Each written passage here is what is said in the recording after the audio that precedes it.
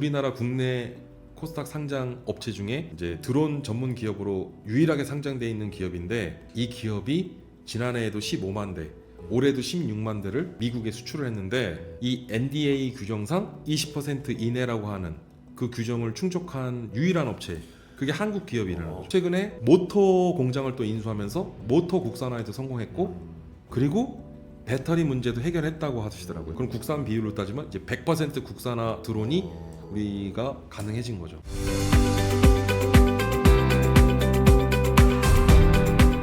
우크라이나 러시아 전쟁에서 두드러지는 주목할 만한 점이 또 드론을 빼놓을 수 없잖아요. 네.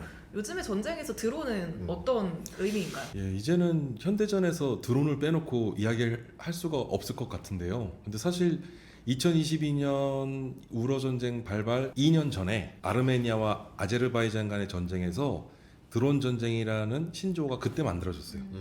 그러니까 사실은 드론 전쟁이라는 게 우크라이나 러시아 전쟁에서 만들어진 용어가 아니라 앞서서 벌어졌던 이제 아르메니아와 아제르바이잔의 전쟁에서 드론 전쟁이라는 신조어가 만들어졌는데, 근데 이 전투 현장에서 위력을 발휘한 것은 이제 우러 전쟁에서였죠.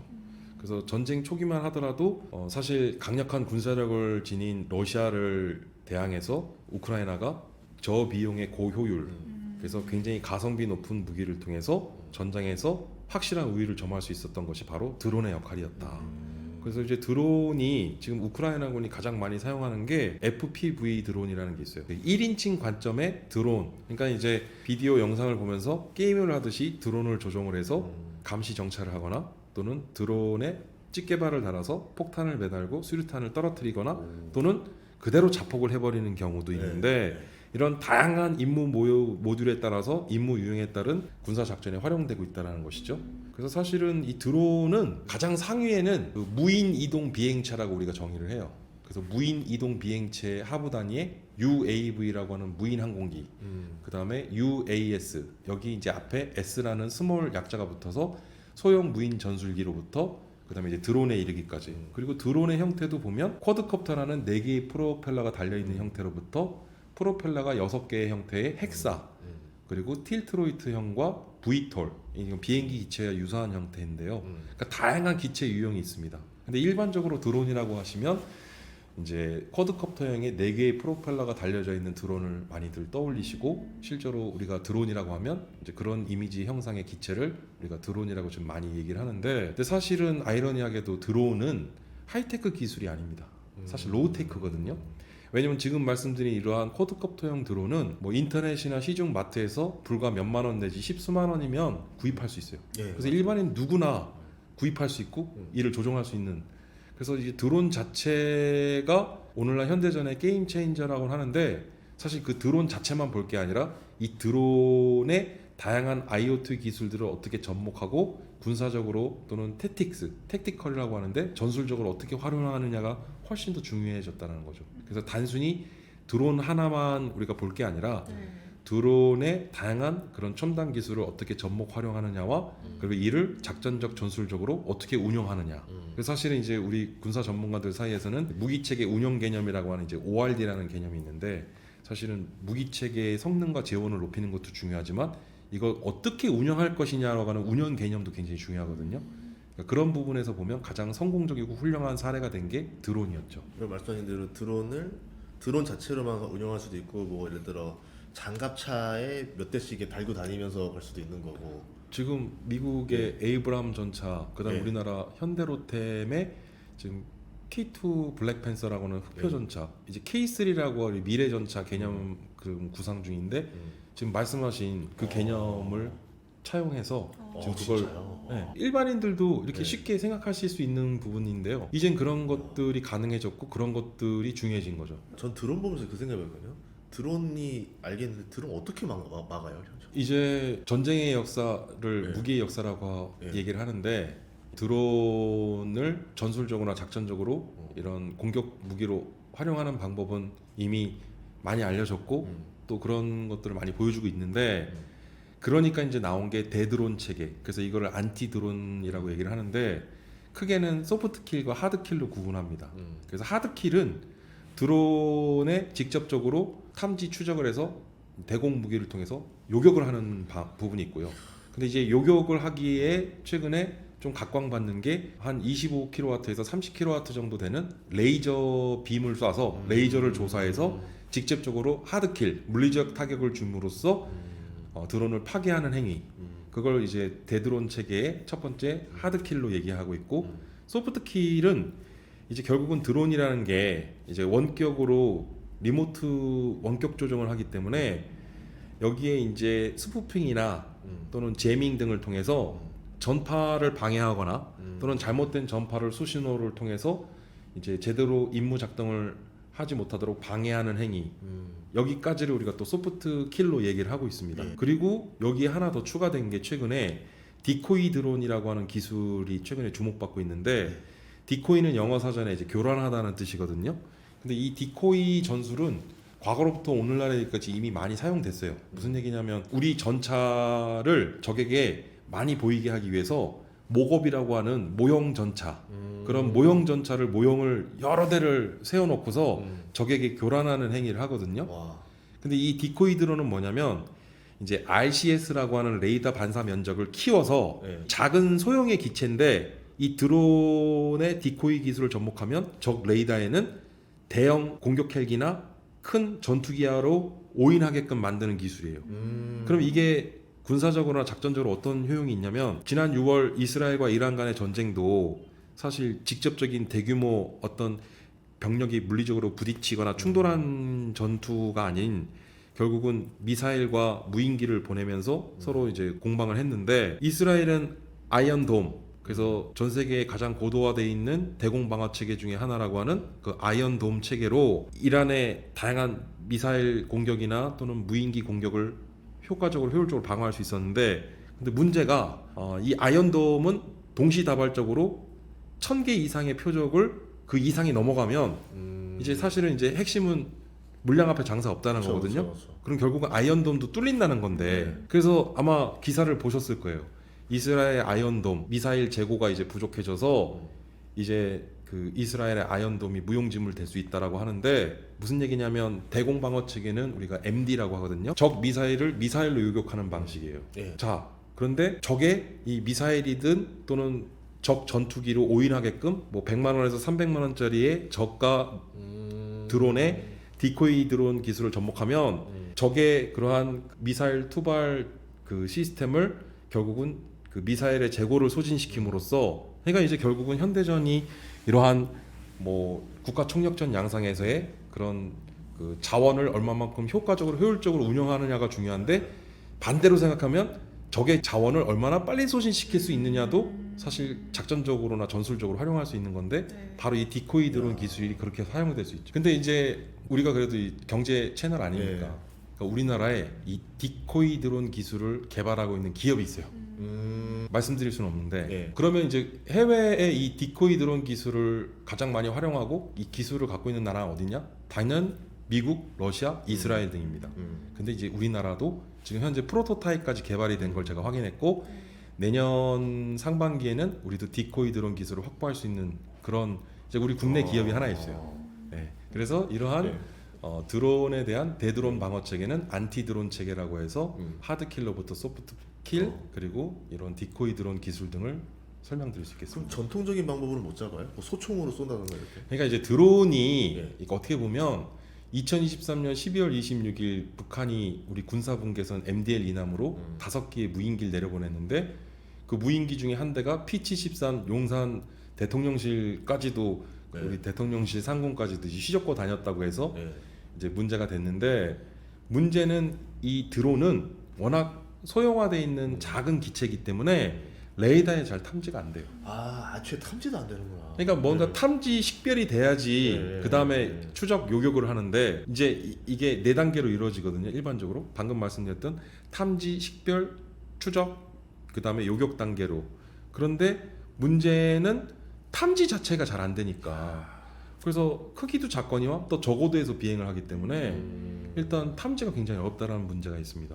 그러니까 이제 적의 허점을 노릴 수 있는, 예를 들어서 생각만으로도 끔찍한 일이지만 드론에 생화학제나 그리고 강력한 그런 폭탄 등을 매달아서 공격을 했을 때 이게 또 굉장히 또 위협적인 수단이 될 수 있죠. 보통 이제 드론은 이렇게 띄우는 용도긴 하지만 잠수함들을 표적시키기 위한 이렇게 물에서 다니는 드론도 혹시 있어요? 물드론이 있다고요? 드론이 최근에 만들어진 게 아니에요. 그러니까 아. 드론이 그러니까 이게 1900년대 초 미국의 라이트 형제가 비행기를 개발하지 않습니까? 네. 그래서 미국이 비행기를 개발했는데 정작 미국이 이 비행기를 활용한 게 아니라 프랑스 공군이 도입을 해요.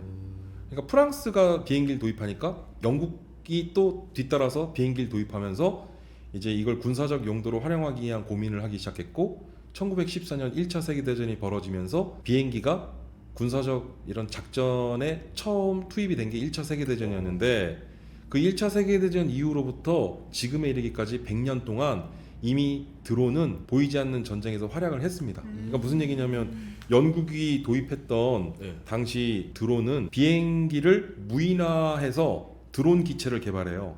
그래서 그 우리가 첫 1세대 드론을 이제 영국이 개발한 퀸 B라고 하는 게 있는데 이제 퀸 B는 여왕벌을 뜻하는데 근데 문제는 영국은 여왕이 있는 나라잖아요. 예. 그래서 이게 자칫 여왕의 권위를 훼손시킬 수 있다고 해서 드론이라고 명칭을 바꿨는데 드론을 영어 사전을 찾아보면 벌이 윙윙거리다는 뜻이 있습니다.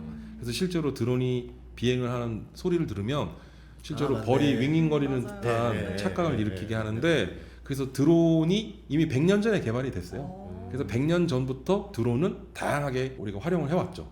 근데 전쟁에서 본격적으로 이 드론의 활용도를 입증하고 이를 확인할 수 있었던 것이 우러 전쟁이었던 것이죠. 그럼 지금은 드론을 뭐 가장 잘 만드는 나라와 기업이 어떤 단연 거예요? 중국이죠. 아. DJI. 그러니까 중국이 사실 중국의 제조업 경쟁력이라는 게 이게 정말 놀라운데요. 그러니까 중국이 이제 테무와 알리익스프레스 등을 보유하고 있는 등 그러니까 참 중국이 대단한 것 같아요. 보면 과거에는 우리가 중국산이라고 하면 뭐 짝퉁이나 불량품 인지가 많았는데 지금은 아닙니다. 전 세계에서 가장 성능이 좋고 가격이 저렴한 그러니까 이게 이제 결국은 한마디로 가성비인데 전 세계에서 가장 가성비 높은 제품을 만들 수 있는 나라는 중국이 엄청난 경쟁력을 갖고 있다고 보여지거든요. 자, 중국의 DJI 말씀하셨는데 전 세계 드론 시장의 마켓이 한 70%를 점유하고 있다고 하는데 최근의 통계 자료에 의하면 약 75% 정도라고 얘기를 합니다. 그럼 거의 뭐 전 세계 드론 시장은 중국이 잠식하고 있다고 해도 과언이 아닌데 그러면 중국의 DJI가 1년에 드론을 얼마나 생산하냐? 네. 약 2천만 대 정도를 생산해요. 그게 다 군사용이에요? 아니죠. 이게 참 아이러니한 게 네. 중국의 DJI는 한 번도 군사용 드론을 만들어 본 적이 없어요. 근데 우크라이나나 러시아군이 가장 많이 사용하는 드론이 DJI 드론입니다.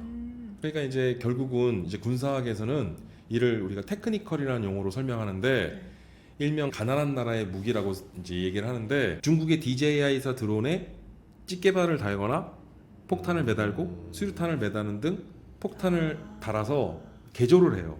그래서 우크라이나군이나 러시아군이 이제 개조를 해서 많이 사용을 하는데 이 테크니컬 말씀을 드렸는데 이게 우리나라의 현대기아차의 포토나 봉고 차량의 외판에 장갑을 덧대고 그리고 기관총 등을 매달아서 군사용으로 개조를 하는데 아프리카나 중동, 네, 네. 남미 지역의 반군이나 테러 단체들이 이제 정규군과 같은 그런 전차나 무기를 보유할 수 없다 보니까 이러한 커머셜의 민수용 제품을 군사용으로 개조해서 사용하는 현상 그걸 우리가 테크니컬이라고 하는데 우러 전쟁에서 드론이 이 테크니컬의 현상을 가장 두드러지게 보여준 대표적인 사례라고 말씀드릴 수 있는데 근데 이제 중국의 DJI사가 1년에 2천만 대를 생산하는 반면 우리나라 대한민국은 1년에 군사용 그리고 일반 민수용 다 더해도 연간 20만 대에서 25만 대 내외라고 해요. 그럼 무슨 뜻이냐?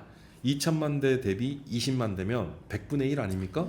이거는 중국의 드론 산업과 우리 대한민국의 드론 산업을 산업 비교 자체가 불가합니다. 오늘날 전쟁 지속 능력에 있어서 그러니까 전쟁에 이러한 물자를 동원하고 조달할 수 있는 능력이 그래서 결국은 오늘날 우리가 국력이라고 얘기하면 과거에는 군사력 비중이 높았는데 네. 지금은 경제력이라고 하는 부분을 더 중요하게 생각하는 이유가 바로 그거죠. 산업 조달 능력이라든가 산업 생산 능력 이런 것들이 결국은 군사력에 그대로 투영되기 때문에 사실 드론이 이렇게 중요하다고 하는데 중국에 비하면 우리 한국의 드론 시장은 아직은 갈 길이 멀다.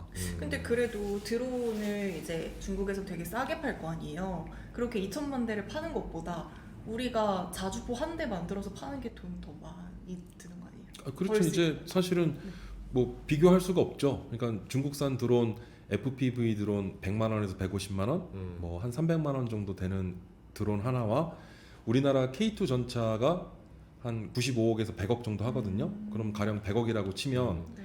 그러니까 우크라이나 러시아 전쟁에서도 100만 원짜리 드론이 100억짜리 전차를 잡아버리니까 야. 전차 무용론이 나온 거 아닙니까? 그럼 나중에 이게 무기 체계가 많이 바뀌겠네요. 그러니까 이제 첫 번째는 하이테크 기술에 대한 최첨단 기술, 그리고 두 번째는 얼마만큼 압도적인 가성비.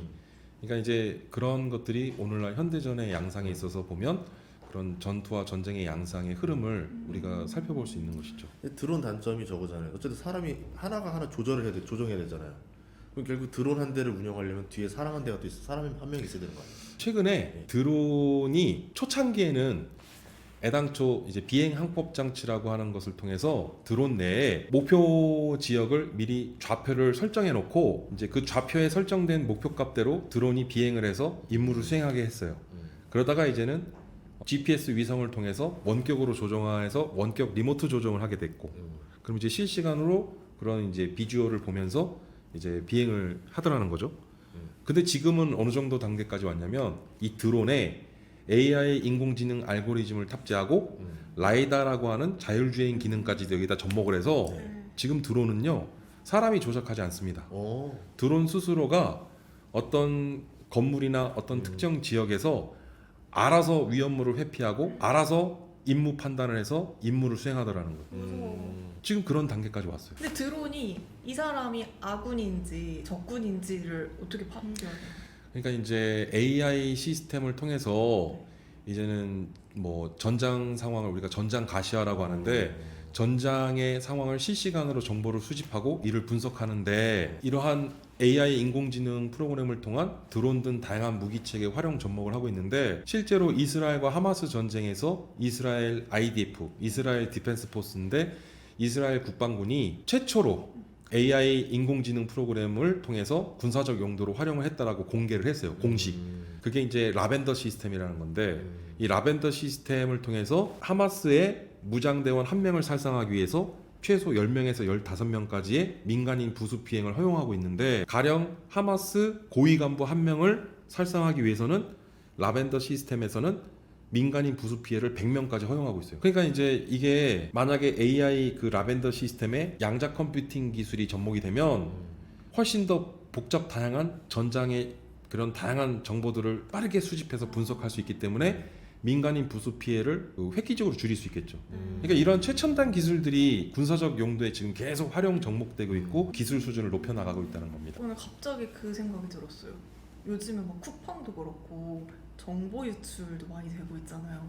이런 것들도 막 수집해서 전쟁에 또 활용이 되잖아요. 맞습니다. 그래서 사실은 전쟁에서도 네. 그렇고 일반 AI 활용을 할 때도 우리가 인공지능이라거나 AI 프로그램 얘기할 때는 네. 빅데이터 기반. 그러니까 결국은 이 빅데이터가 없으면 AI 인공지능의 기능이 반감되기 때문에 전쟁에 활용되는 AI도 결국은 전쟁 상황에 실시간 자료를 수집 분석하는 게 관건이죠. 그래서 AI 스스로 판단해서 지휘 결심 내지는 이제는 단순한 인간의 지휘관의 지휘 결심의 보조적 수단이 아닌 이제 AI 스스로가 판단해서 임무를 수행하는 그런 단계까지 지금 왔다는 것이죠. 우리 주식 얘기 좀 하자면 이렇게 되면은 미국도 드론을 많이 찍어내야 되는 상황이 됐잖아요. 그러면 이제 우리 방산 스토리처럼 중국산을 쓸 수가 없으니까 결국 한국산 드론을 가지고 미국에서 수입해서 보충을 한다든가 유럽도 그렇게 할 수 있지 않을까요? 그러니까 결국은 이게 서플라이 체인이라고 하는 공급망 형태까지도 갈 수 있는데요. 네. 지금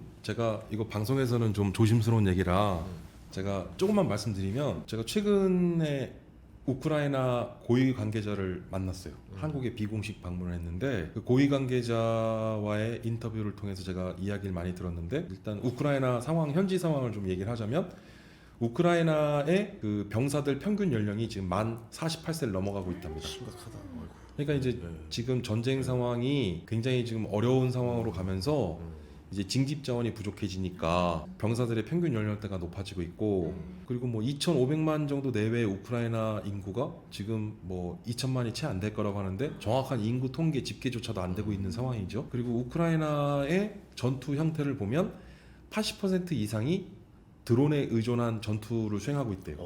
그래서 젤렌스키 대통령이 올 초만 하더라도 FPV 소형 드론을 최소 400만 대에서 450만 대 연간 네. 도달을 하겠다고 했는데 어마어마한 물량이거든요. 근데 제가 그 우크라이나 고위 관계자 이야기를 들어보니까 올 상반기로부터 현재까지 약 150만 대 정도밖에 조달을 못했대요. 근데 이제 그 가장 중요한 공급원이 되는 게 중국산 드론인데 중국산 드론을 사용할 수가 없답니다. 그 이유는 뭐 첫 번째로는 러시아와 중국 간의 그런 어떤 외교적 그 국제 관계에 있어서 그 연대와 결속이나 그런 그 두 국가의 관계도 의식하지 않을 수도 없지만 이제 백도어를 설치함으로써 결국은 그 우크라이나군의 중요 군사 정보들이 중국을 경유해서 러시아에 또 가지 않아야 할 것이라고 또 장담을 못하는 상황이고 근데 더욱이나 충격적이었던 게 저는 처음 들었는데 마이닝 드론이라는 얘기를 하더라고요. 그게 무슨 뜻이냐면 이제 군사적으로는 마이닝이라는 게 지뢰를 매설하다는 뜻도 있거든요. 그럼 이제 마이닝 드론이니까 드론으로 지뢰를 매설한다는 뜻인가? 이게 무슨 뜻인가 했더니 자폭용 드론이에요. 그러니까 무슨 뜻이냐면 저는 이제 엔지니어 출신이 아니니까 정확하게 그 원리는 모르겠는데 그래서 물어보니까 우크라이나 정보국이 최근에 확인한 내용이라 아직 그게 언론에 공개돼도 안 된 내용인데 그래서 제가 이제 말씀드리기가 좀 조심스러웠는데 왜냐면 팩트 체크가 안 되니까. 근데 그 마이닝 드론이라는 게 가령 드론 내부에 PCB 회로 기판에 다양한 소자들이 들어가는데 소자나 또는 부품 구성품 단위에다가 자폭 기능을 심어 놓은 거예요. 그러면 이제 우크라이나군이 중국산 드론을 도입해서 운영하는데 근데 이게 우크라이나 진영에서 자폭이 돼버리면 중국산 드론이 다 그렇지는 않겠지만 지금 그런 의심을 사고 있고 중국산 드론을 사용할 수가 없는데 전 세계 마켓 시어의 75%를 점유한 게 중국산 드론인데 그러면 중국산을 제외한 나머지 드론을 어떻게 조달할 거냐. 그래서 지금 그런 조달원 확보를 위해서 우크라이나는 지금 여러 고심이 크다라는 이야기를 전해 들었습니다. 그럼 드론을 많이 생산할 수 있는 나라가 그러면 중국, 뭐 이란도 많이 하잖아요.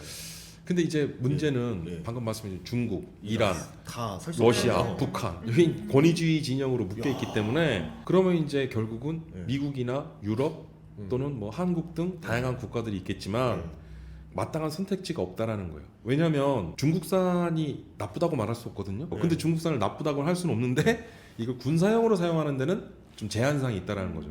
그러다 보니까 이제 우크라이나 입장에서는 선택지가 별로 없다라는 거죠.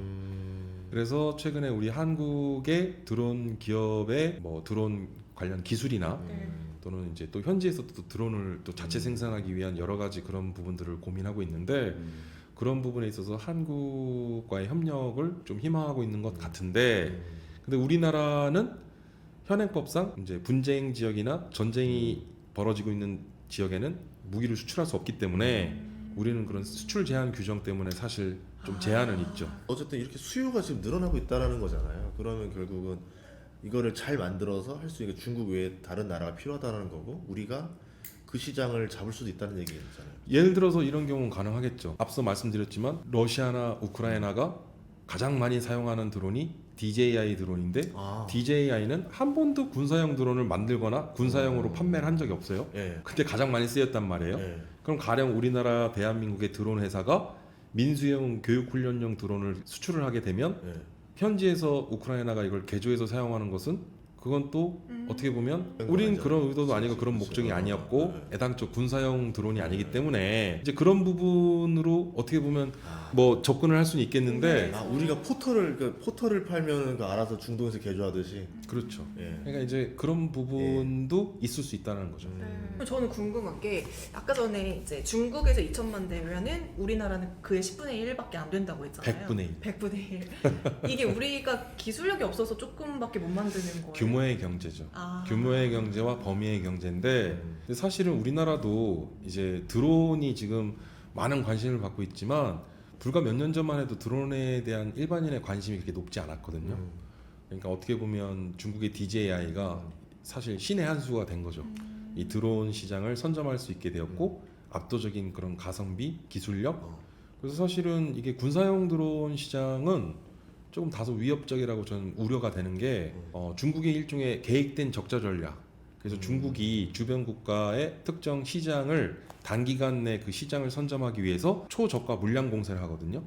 근데 이제 드론이 군사용 우리 한국 시장에 지금 심대한 위협이 되고 있다라는 게 이제 이것도 사실은 제가 드론 관련 기업들 대표님들 인터뷰를 하는 과정에서 확인된 내용인데 중국산 부품이나 또는 중국산 드론을 사용하지 않을 수 없다라는 거예요.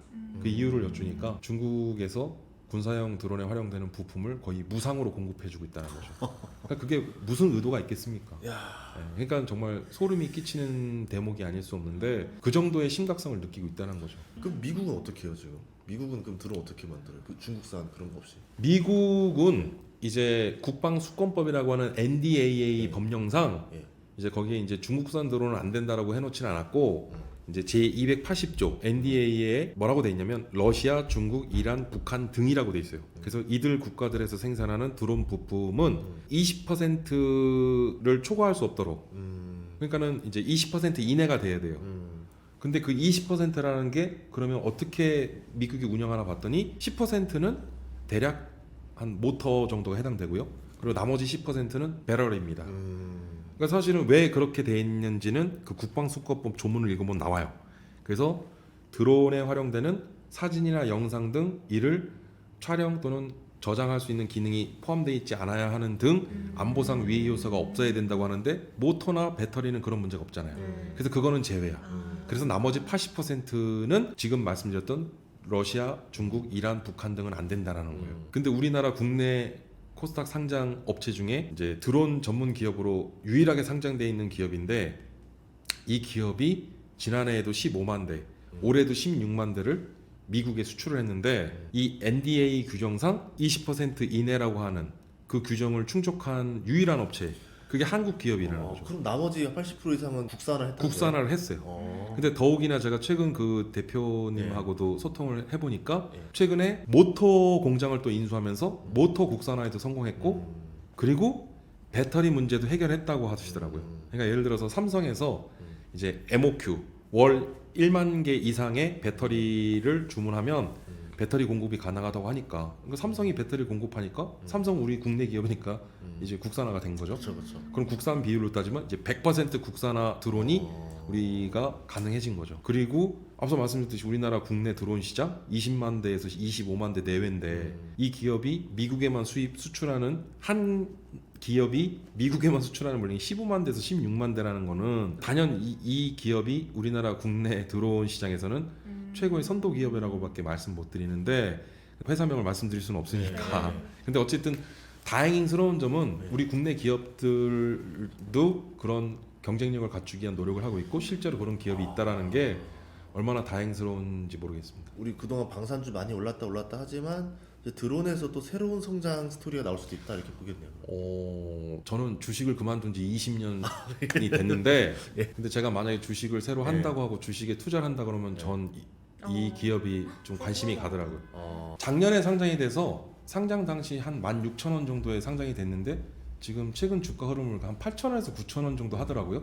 그러니까 이제 상장 당시 금액보다 절반 정도 지금 떨어졌는데 근데 굉장히 좀 평가절하되고 있는 게 아닌가 이런 생각이 드는데 뭐 제가 뭐 이런 전문적인 그런 투자를 하는 사람은 아니니까 뭐 한번 보시면 아마 분석을 해보시면 판단이 되실 것 같은데 제가 봤을 때는 이 회사가 최근에 기사화된 내용을 보면 내년부터는 연간 200만 대까지 생산 가능한 지금 설비를 갖췄다고 보도자료를 냈어요. 상장 회사니까 거짓 공시를 낼 수가 없겠죠. 그래서 저는 사실 우리 한국 기업이 이런 기술력과 이런 경쟁력을 갖춘 기업이 있다는 게 얼마나 다행스러운지 모르겠습니다. 방산도 어떻게 보면 우리나라의 또 이제 수출 주력 이제이 되면서 우리도 관심 많이 가져야 될 거고 공부 많이 해야 될 것 같아요. 앞으로도 많이 또 이렇게 방송해 주시면서 우리 많은 분들에게 또 많은 정보 또 알려주시면 감사할 것 같습니다. 예, 감사합니다. 오늘 출연 고맙습니다. 네. 예.